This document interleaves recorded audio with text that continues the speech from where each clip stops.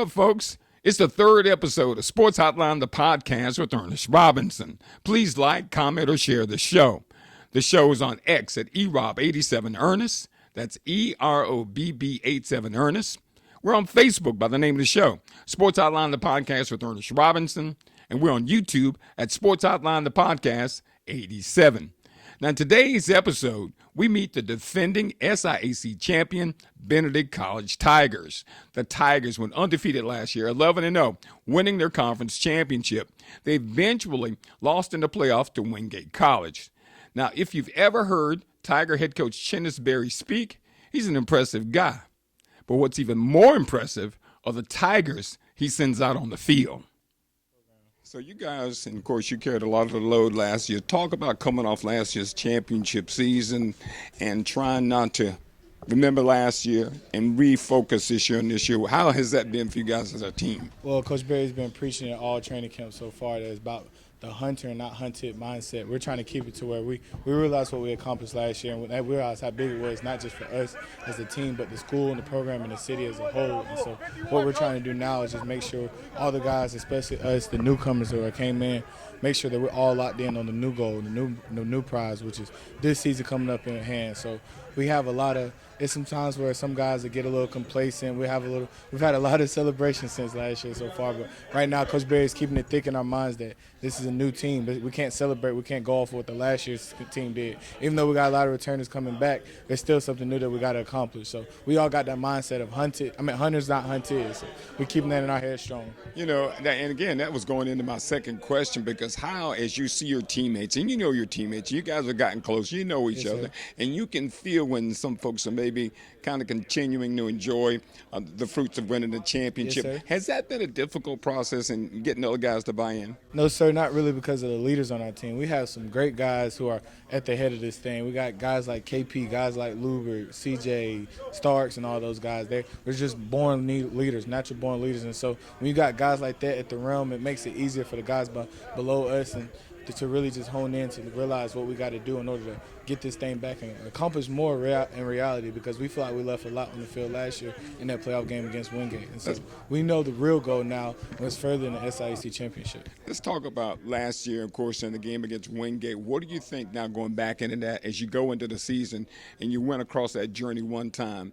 What some things you guys could work on that you know that could have made a difference, Matt, last year? Well, it's just I don't want to say the word, but complacency. I feel like after the SIAC Championship game, we're all on highs that most of us never been in before. And so last year it was hard to get back down to the level to get ready to play a team like Wingate in the playoffs. And a lot of us have never been there before in the playoff scenario or situation. So I feel like we just got caught on that high horse, and Wingate had came in prepared and ready. We had a bye week. We didn't play for, I believe, 2 weeks after our championship game. And so it was just a lot of factors that went in, but that won't catch us again. We're well prepared, and we know the mission now. On the offensive side, you got guys, an experienced team coming back, and Coach talked about the new quarterback, Aeneas, coming in. How has he sort of moved into that particular situation? Now, have the quarterbacks been, as well as being able to run the offense? He's very poised. You can tell he's a graduate. He knows what he's doing. He's locked in. He's focused at all times, and he's a leader. Like I said, we have a bunch of leaders on this team, and he's one of them. This is his first year in the program. And so just to see him come in, he like Coach Berry said, he can make every throw on the field, and it's all about how he came in and just picked up the playbook fast. He's making a few mistakes here and there, but for somebody who's only been in the offense for 3 to 4 weeks, you wouldn't be able to tell because of how poised he is and calm. And he's just a great leader. You start talking about this season coming up, and you know how first games are. Talk about the first game coming up and your preparation going into that one. Oh, our mindset is completely locked in. That's all we've been thinking about since we all got back to school is week 1 against Shaw. We have a 1-0 mindset every time we go out there on the field, so we don't look too far ahead of anybody. So we've been locked in on Shaw since August came, and so now that it's getting closer and closer to game day, there's not really too much hype or anything. We're just focused, we're ready, we're prepared to start this journey this year. You played a lot last year and carried a lot, but that running back room has really improved. I mean, you guys had a big running backs last year. Talk about the guys in your room who can do it just as well as you can on the field. Like I said, I'm a transfer from Kennesaw State, and I've been at the Division I level. And the room I'm in right now, I've never been anything like it. From 1 through 7, I feel like all 7 guys can touch the field at any moment against any team and make a constant impact. Like from me to Duhart to Jalen Taylor, Izzy Rose, who Coach had talked about a little bit, all those guys are electric playmakers. And anytime they touch the ball, there's a chance we can score. And so when you got a room like that, people think it's a lot of arguments or competition or I should be playing. We don't look at it. We all love each other. We know that we're helping each other. So if it'll be one game I might be in and get tired, I know Duhart's going to come in and he's going to pick up the load and nothing's going to be no drop-off. Or Jalen Taylor's going to come in, he's going to pick up the load and there'll never be a drop-off. And so we love that about our room, how deep we are, because it helps us. We can always be fresh at all times. This is a difficult question because, of course, folks may have individual goals, but how can you have individual goals? You got such a team concept. How do you not allow individual goals to get in the way of team goals? Well, we realize if you accomplish a team goal, individual goals are going to come on the side. Individual goals are stepping stones on the way to a huge team goal. So if you just do your job, all that'll come. And if you don't do your job, then not only will the individual awards not come, the team awards won't come. And so we realize that Coach Berry says all the time again, it was 1/11. Everybody has to do it at 1/11. In order for you to be successful, everybody has to do their job. So if you do your job, we know that the individual awards, those are just bonuses. But what we're looking for is the team success, which is not just the SIAC championship this year, but we're looking to win a national championship. Zaire, congratulations on the season last year. Stay healthy and best of luck to you this year. Thank you. Go Tigers. All right, here we go. I want to talk with new Benedict quarterback Aeneas Dennis. Aeneas, talk about coming into this program in a leadership role and how difficult, first off, that is to come into a quarterback position on a new team. So coming into this program is a big family. Like, it feels great to be here.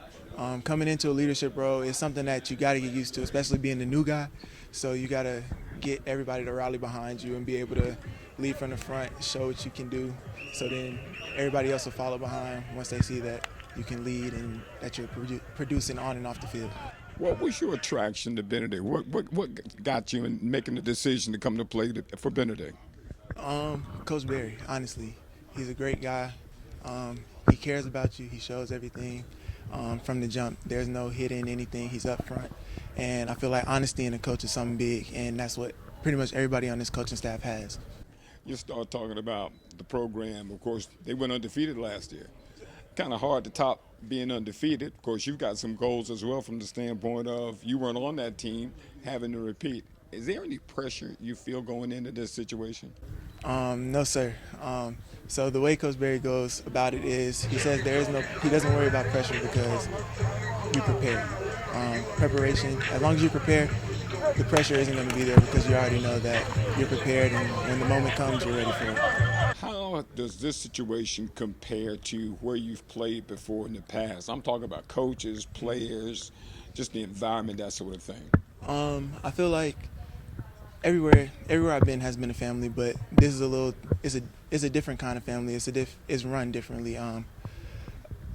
So I feel like you feel comfortable. I feel comfortable. Is it sort of kind of refreshing or inspiring to be in a situation where you can be so comfortable and focus on football because everything else is kind of coming together? Yes, it is, because it takes a lot off your mind to where you're able to focus just on one thing, and when you're able to focus on that one thing, good things always come. Now talk about the first game of the season. You guys play Shaw. Yes. From your standpoint, of course, there's a lot of responsibility. Got to hold on to the football. Got to run the offense. Talk about your preparation mentally getting ready for the first game. Preparation mentally, just going 1-0 every day, stacking days as we've been trying to do. Once we continue to stack days, the game's going to come easy because practice should always be harder than the game. What's the thing about your game? Because Coach talked about you being a multidimensional quarterback. What's the thing that you most like to do and you feel your strongest area? My strongest area is definitely throwing. I feel like like he said, I feel like I'm able to make every throw on the field. So I'm trusting myself, trusting my teammates, trusting my line and everything. And I just got to we all have to put ourselves in the best position to win.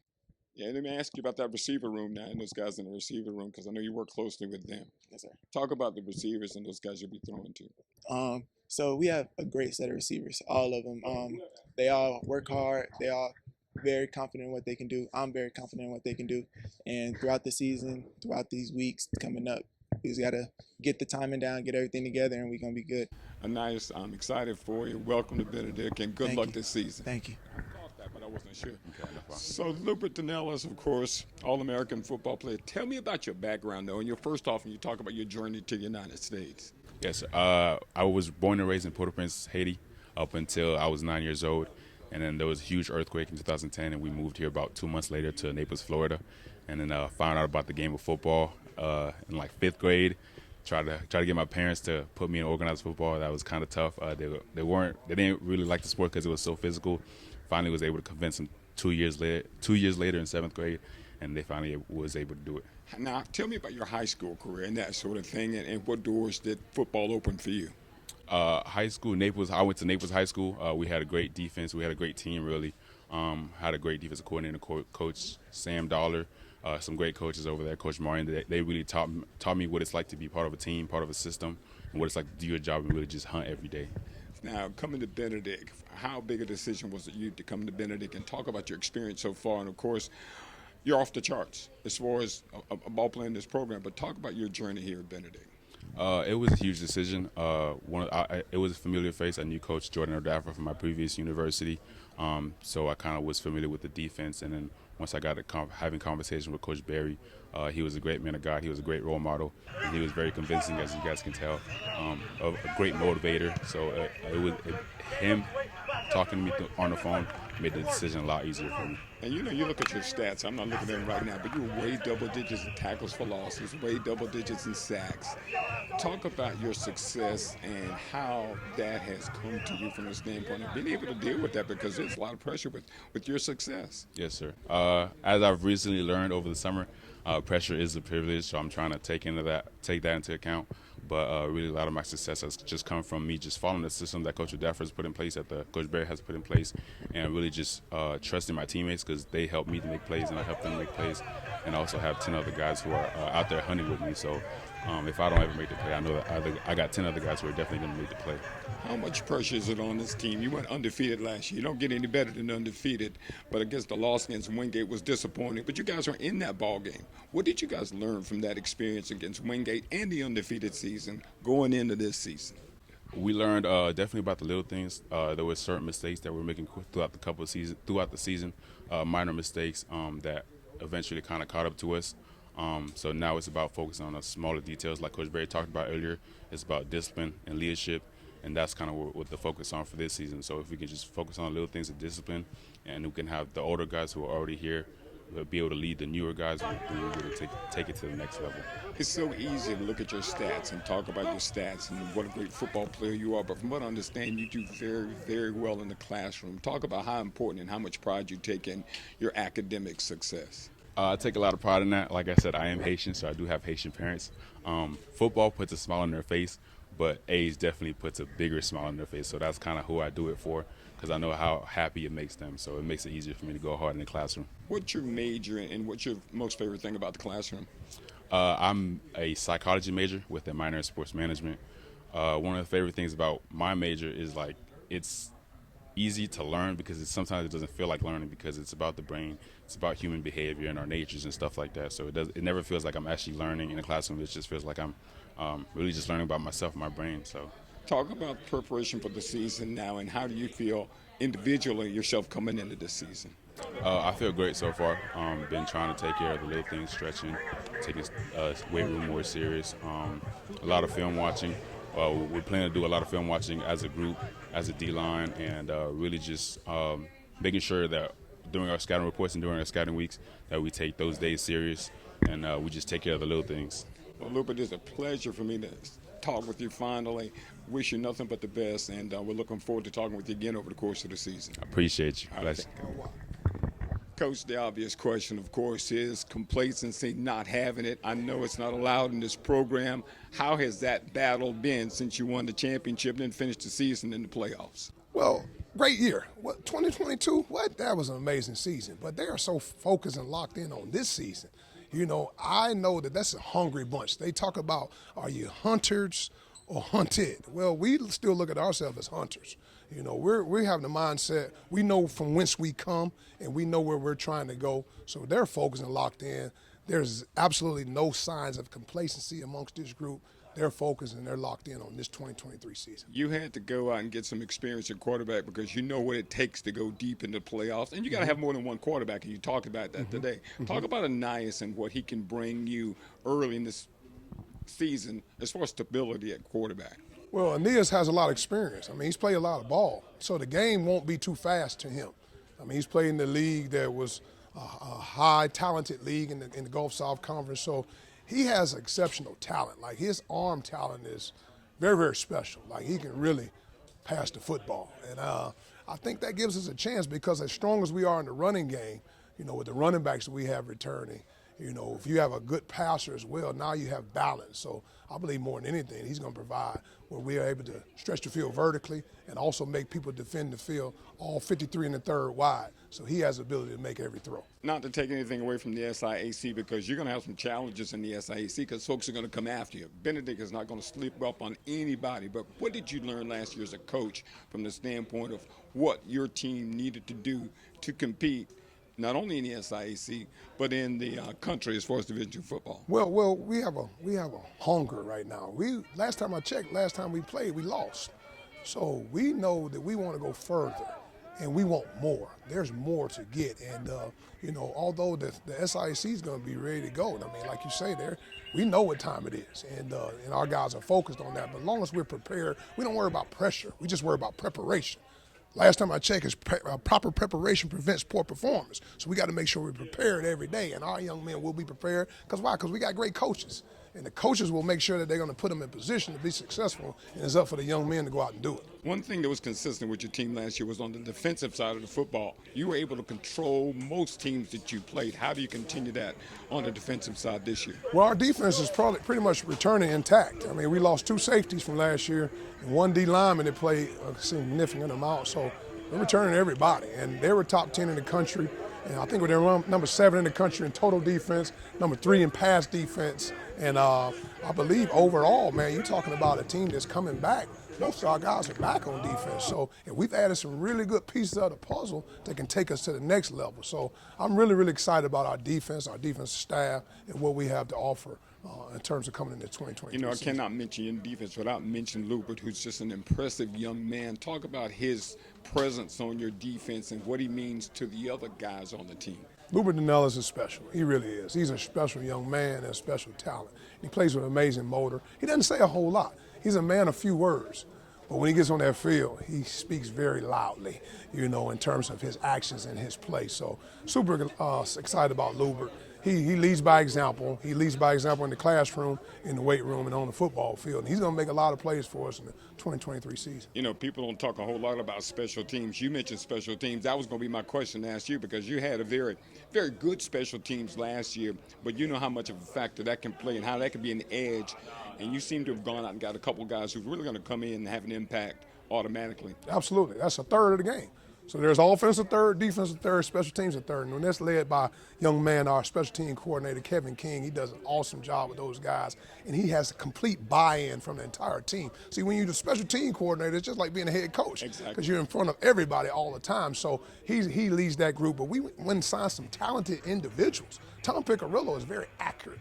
All right, we get the ball inside the 35-yard line. He can put it through the uprights. All right, he also does a good job of punting, but he's the backup punter. But signing Charlie Cooper. Charlie Cooper is a guy that can really hit that ball and change field position. I mean, that's ultimately what it's all about at the end of the day. And that young freshman I was telling you guys about earlier, Lucas Wynn, you're talking about a powerful leg. So he's a guy that, you know, I think overall our special team unit is really going to take us to another level. And we have some cover guys that can really cover as well. So field position is important, and we understand the value and the importance of special teams. Coach, I want to make an appeal to the fans. I want to get folks into the seats out of Benedict. I mean, you guys win. Sometimes say, well, they don't win football games. We win football games. We got to get folks in Charlie Johnson Stadium.